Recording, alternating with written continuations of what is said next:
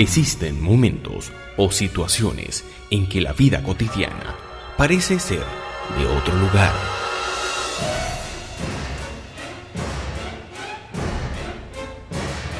Un lugar donde la realidad se confunde con lo desconocido. Un lugar donde todo es posible. En los mundos paralelos. Un espacio para conectarse a otra dimensión, donde escucharás los relatos más insólitos y sorprendentes de la conciencia humana. Libretos y narración, Douglas Josué.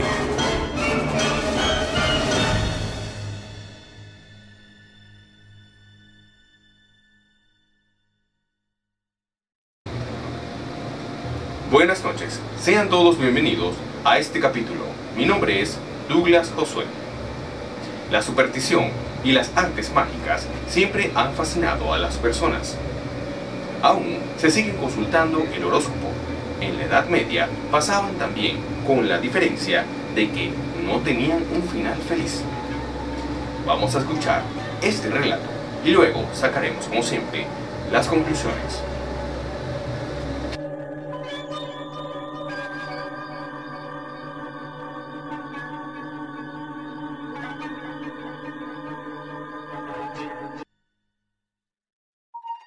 La superstición y las artes mágicas siempre han fascinado a las personas y siguen aún hoy en día haciéndolo.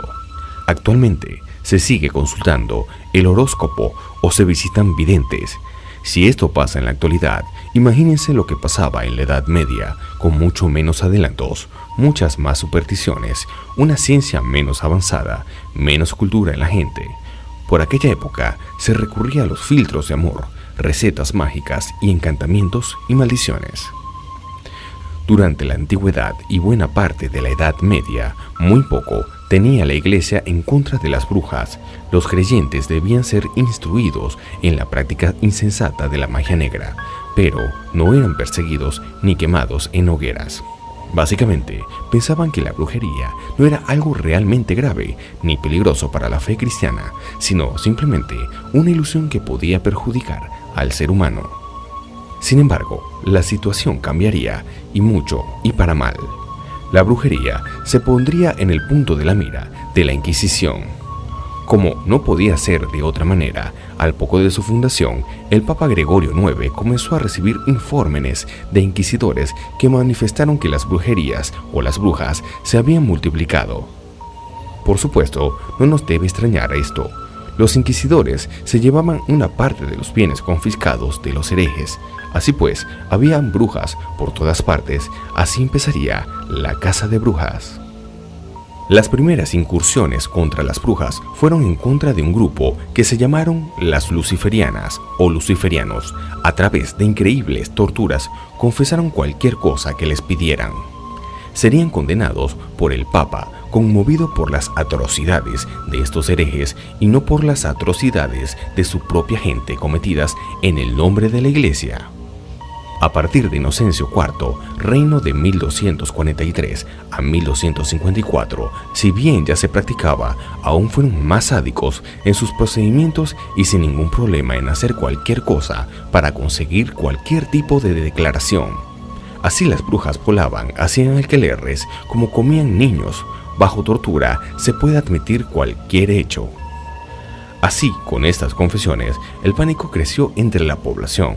Cualquiera pareciera ser bruja. Todo lo que salía mal era culpa de las brujas. Malas cosechas, epidemias, catástrofes se le atribuían a ellas. Por esto se les buscaba y se les quemaba en la hoguera. Todo esto ya no sucedía para muchas personas. Solución criminal que acabó con vidas inocentes. Nunca sabremos cuánta gente sin culpa alguna murió de esta forma tan estúpida y sobre todo en el nombre de la Santísima Iglesia. Pero la verdadera caza de brujas empezaría en 1484, el principio del exterminio institucionalizado. Summis Desirentes Affectivus fue el nombre de la bula promulgada por el sumo pontífice de esa fecha y que era la más clara autenticación de la brujería. Todo aquel que la ignorase era un hereje. Ya era plenamente oficial la existencia de las brujas y, por supuesto, tenían que ser exterminadas. Comenzaba realmente la caza de brujas. Los primeros inquisidores relevantes fueron dos monjes dominicos, Jacob Spitzer y Heinrich Keiner, autores del Malleus Maleficarum, el martillo de los brujos. La orden dominica fue la columna vertebral de la Inquisición. Con su Malleus como justificación, la Inquisición dejó un reguero de sufrimiento y destrucción.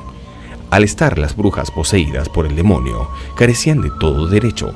No se les trataba como seres humanos, sino como enemigas del Cristo y la humanidad.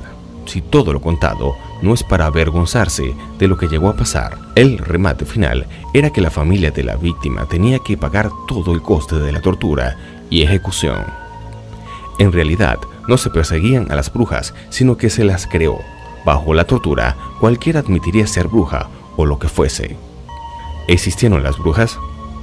Lo que la Iglesia persiguió durante tantos años fueron restos de antiguas religiones paganas y animistas aún no extinguidas en Europa. Rituales de la fertilidad eran considerados alquileres, pero no eran pactos con Satanás en ningún caso. Eran ritos dedicados a dioses o diosas paganas no vinculadas para nada con el mal. También se piensa que el concepto de las brujas se utilizó para instaurar un régimen de represión sexual. Mantener sexo libremente, sin avergonzarse de ello, era objeto de mantener libremente relaciones con el demonio. En conclusión, las brujas o la brujería nunca existió.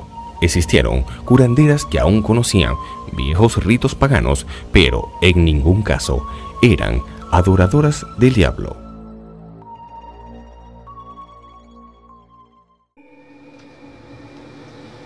En la Edad Media, la Iglesia Católica quemaba a las mujeres que practicaban hechicerías o eran brujas. ¿Crees realmente que existan las brujas hoy en día? Y si tienes una historia fantástica como esta, envíala a mundosparalelos1@gmail.com. Síguenos en nuestras redes sociales, Facebook, Twitter o YouTube. Mi nombre es Douglas Josué y nos volveremos a ver en otra edición de Mundos Paralelos. un espacio para conectarse a otra dimensión, donde escucharás los relatos más insólitos y sorprendentes de la conciencia humana. Libretos y narración: Douglas Josué.